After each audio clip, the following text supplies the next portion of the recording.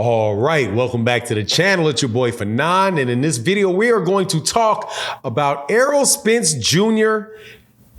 shooting down some claims revolving around Canelo Alvarez. Let's talk about that in this video.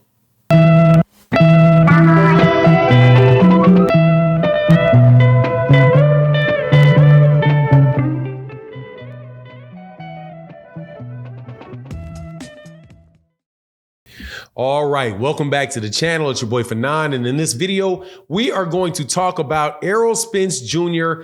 and Canelo Alvarez and something where Errol Spence Jr. shot down something related to Canelo Alvarez, specifically talking about Andre Ward. And in doing so, going to do a requested video from one of my favorite subscribers and definitely one of my favorite contributors to the channel, Kamal Oz. Very, very, very intelligent, well-spoken, articulate boxing fan that comes on the live streams that we do. He definitely supports in the super chats and in the cash apps, but also more importantly, he gets on the live streams where we actually have other callers on. So thank you, Kamal. And so understand that this is me fulfilling my promise to do the requested video that you asked. And a perfect opportunity to bring that up was what happened yesterday between Errol Spence Jr. on Twitter responding to statements about Canelo Alvarez. Also, before I do that, let me welcome you back to the channel. If you are longtime subscribers and supporters, and thank you so much to everybody that is new to the channel and subscribes to the channel. We just made a big mark for our channel, which is we got over 100,000 subscribers. And that is because you guys continue to hit that subscribe button and supporting the channel. Thank you guys so much as we continue to move forward and talk this boxing and what we want to talk about in the sport of boxing. Now, this particular video, there was out on Twitter yesterday. There is a very, very good Twitter guy. I call them Twitter guys as people on YouTube are always referring to YouTube guys. So if you're in the boxing, these online social media boxing world, you know that the two big platforms for boxing are YouTube followed by Twitter. Now, and I say followed by Twitter. Someone would say Twitter's better, but it is what it is. Errol Spence Jr. on Twitter responded to the notion that Canelo Alvarez would beat Andre Ward in a fight at 100. I don't know if it was 168 pounds or 175 pounds. And then Errol Spence Jr. responded to the tweet and said, delete that, right? As in, hey, man, ain't no way Andre Ward, that Canelo Alvarez is going to beat Andre Ward.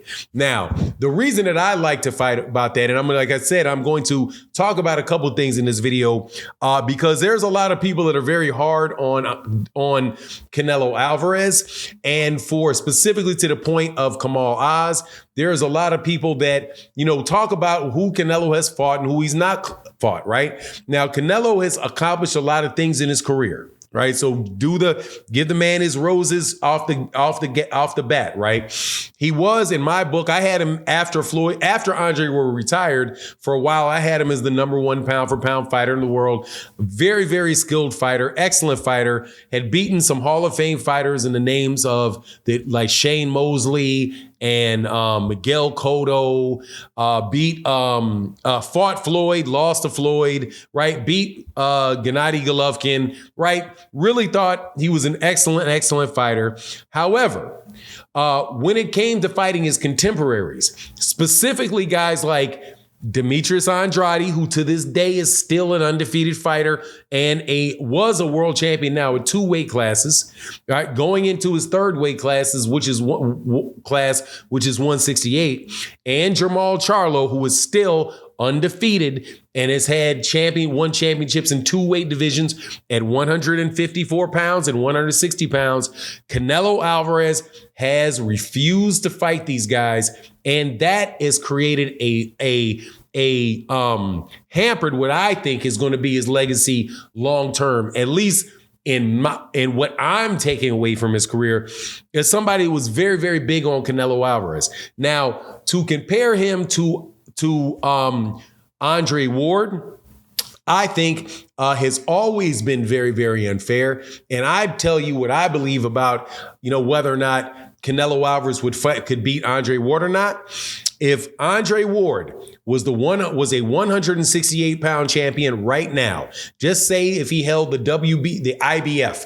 IBF championship, right? I would say the WBC, but man, the WBC would have found some way to strip him. But I'm joking about that, kinda. But anyway, say Andre Ward was the IBF champion, 168 pounds. Canelo Alvarez would not fight him.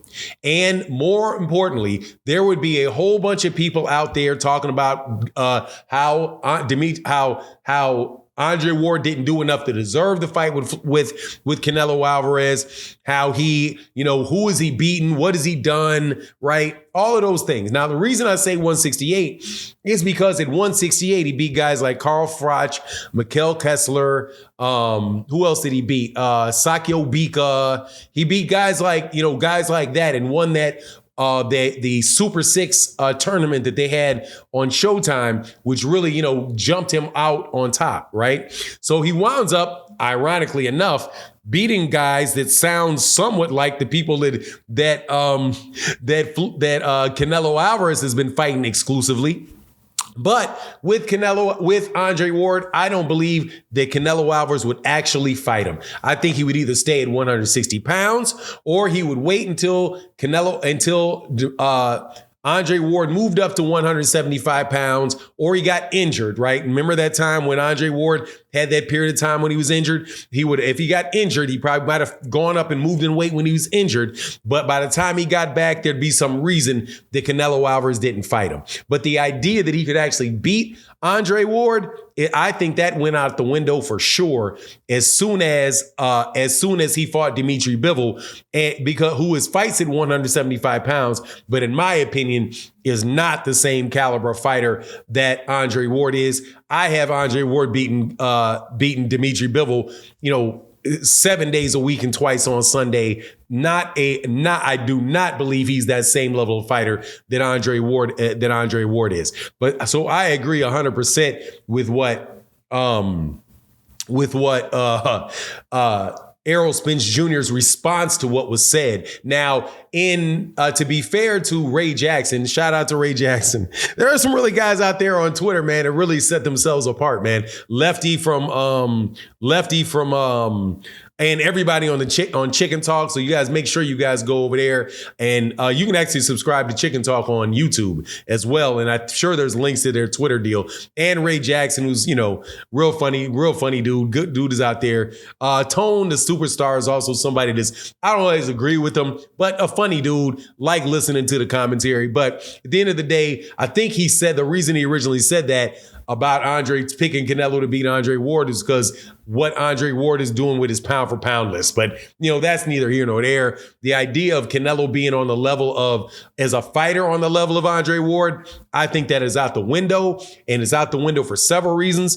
Not fighting on Demetrius Andrade, or having the willingness to fight Demetrius Andrade, having the willingness to fight Jamal Charlo. We'll see if he ever has the willingness to fight David Benavidez. But, going 4 or 5, since 2016, and only fighting one black fighter and only one Hispanic fighter in that entire time, while, pretty much taking your pick of dudes over there in Europe, it doesn't really sit well with me. And I think that there's a reason behind that. And the reason is that, his camp knows, man, there may be a little bit more hype there than there is, little more hype than substance. A lot of substance. Now, don't get me wrong.